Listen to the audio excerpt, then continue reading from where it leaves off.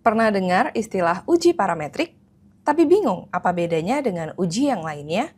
Sebelum kita melakukan uji hipotesis dengan tepat, kita perlu memahami dulu apa itu uji parametrik dan kapan serta bagaimana uji ini bisa digunakan. Halo, kembali bersama saya Erna Francisca Angela Sihotang. Di materi ini, kita akan membahas konsep dasar uji parametrik beserta asumsi-asumsi yang perlu dipenuhi sebelum menggunakannya. Yuk kita bahas. Setelah mengikuti course ini, Anda diharapkan mampu yang pertama, memahami definisi uji parametrik, yang kedua, mengerti asumsi dalam uji hipotesis, yang ketiga, mengerti perbedaan uji parametrik dan uji non-parametrik, yang keempat, memahami apa saja yang menjadi skala dalam pengukuran data. Mari pahami apa itu statistik parametrik. Statistik parametrik adalah sebuah prosedur yang digunakan untuk menilai suatu sampel yang mana disebut sebagai statistik untuk memperkirakan nilai populasi yang disebut dengan parameter. Dalam statistik parameter ini, tidak sembarang uji bisa digunakan. Uji parametrik menggunakan asumsi-asumsi yang wajib dipenuhi. Pertama, data harus berdistribusi normal. Artinya, pola data harus sesuai dengan kurva bell shape. Yang kedua, parameter populasi harus diketahui bentuknya. Misalnya, kita tahu rata-rata ataupun varians dari populasinya. Berbeda dengan uji non-parametrik, yang tidak membuat asumsi tentang bentuk data ataupun parameter distribusi populasi. Jadi, kalau data Anda tidak normal atau bentuk distribusinya tidak jelas maupun datanya sangat sedikit, uji non-parametrik bisa menjadi pilihan yang lebih aman. Kalau Anda menggunakan uji parametrik, sampel Anda harus memenuhi beberapa syarat. Yang pertama, data diambil secara acak dan dari populasi yang memiliki distribusi normal. Yang kedua, observasi saling independen, kecuali pasangan data ataupun data yang berpasangan. Yang ketiga, skala pengukuran minimal memiliki interval ataupun rasio. Yang keempat, varians populasi kurang lebih sama ataupun homogen. Yang kelima adalah ukuran sampel cukup besar, umumnya data di atas dengan 30. Skala pengukuran data ada 4. Yang pertama nominal, yang kedua ordinal, yang ketiga interval, dan yang keempat adalah rasio. Nominal mengelompokkan data dalam bentuk kategori seperti benar atau salah, sukses atau gagal. Ordinal mengelompokkan data dalam suatu jenjang tertentu, misalnya jenjang pendidikan, SD, SMP, SMA, sampai S1. Interval memiliki skala berurutan di mana memiliki makna tapi tidak memiliki titik nol absolut. Kalau rasio, data memiliki pengukuran urutan tapi memiliki nilai nol absolut. Seperti tinggi badan, berat badan, usia, dan gaji. Sebagai contoh, berikut adalah variabel kategorikal nominal, ya atau tidak dari sistem kepemilikan komputer.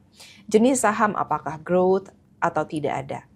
Lalu, jika kita melihat dari variabel kategorikal ordinal, contoh peringkat obligasi mulai dari AAA, AA, A sampai ke D. Lalu, kita melihat dari contoh nilai mahasiswa dari nilai F, D, C, B, dan A. Selanjutnya, jika kita melihat variabel numerik interval dan rasio, suhu itu merupakan contoh data interval karena ketika 0 derajat Fahrenheit itu tidak sama dengan 0 derajat Celcius. Tapi kita melihat dari contoh rasio. Jika di rasio, contohnya itu seperti berat badan, usia, karena memiliki standar yang sama. Metode umum parametrik dan non-parametrik itu memiliki dua prinsip. Yang pertama itu adalah teorema limit pusat. Di dalam teorema limit pusat ini, distribusi sampling rata-rata mendekati normal seiring bertambahnya ukuran sampel.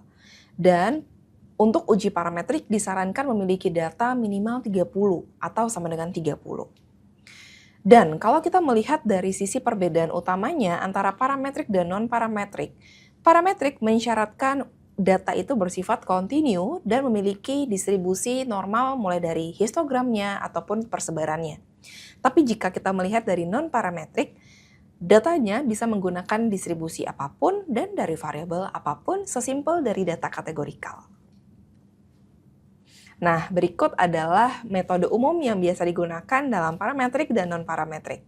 Jika misalnya kita ingin mengelompokkan dua data yang independen dengan data masing-masing di atas 30, jika datanya parametrik, kita bisa menggunakan uji T independen. Namun, jika datanya non-parametrik, N-nya minimal ada di 8 data saja, kita bisa menggunakan Mann-Whitney.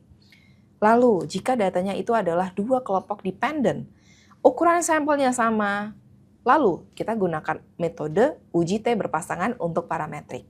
Namun, ketika datanya minimal ada di 5, dan ternyata data itu adalah non-parametrik, kita menggunakan uji yang disebut metode Wilcoxon. Bagaimana dengan lebih dari dua kelompok independen? Jika kita bicara dari parametrik, tidak ada minimum jumlah data atau jumlah sampelnya. Tapi jika Anda bisa menggunakan ANOVA satu arah, itu bisa digunakan ketika datanya itu adalah normal sehingga mengikuti parametric test. Namun, ketika kita menggunakan data yang tidak memiliki minimum N-nya, namun data yang tidak berdistribusi normal, kita bisa menggunakan Kruskal-Wallis sebagai pendekatan non-parametriknya. Dan yang terakhir, ketika data Anda memiliki lebih dari dua kelompok dependen, tanpa minimum data atau ukuran sampel, jika datanya memiliki distribusi yang diasumsikan normal, Anda bisa menggunakan ANOVA dengan adanya repetisi ataupun pengulangan. Namun, bagaimana jika data yang tidak berdistribusi normal dan memiliki skala pengukuran bersifat kategorikal? Anda bisa menggunakan pendekatan non-parametrik. Contohnya, Anda bisa menggunakan ANOVA-Friedman. Mari kita rangkum. Uji parametrik adalah prosedur yang mengasumsikan data mengikuti distribusi yang dikenal, biasanya normal, dengan parameter yang ingin kita simpulkan seperti rata-rata ataupun yang lainnya. Skala pengukuran ada 4 jenis, nominal, ordinal, interval, dan rasio. Untuk asumsi normal, ukuran sampel sebaiknya memiliki N lebih besar ataupun sama dengan 30, sesuai dengan aturan teorema limit pusat. Berikut adalah referensi modul ini. Sebagai penutup, uji parametrik adalah fondasi penting sebelum kita masuk ke berbagai metode uji hipotesis yang akan dipelajari selanjutnya. Sebagai refleksi, coba perhatikan data yang biasa Anda kerjakan. Sudahkah memenuhi asumsi untuk uji parametrik? Di materi berikutnya, kita akan membahas tentang distribusi normal. Selamat belajar!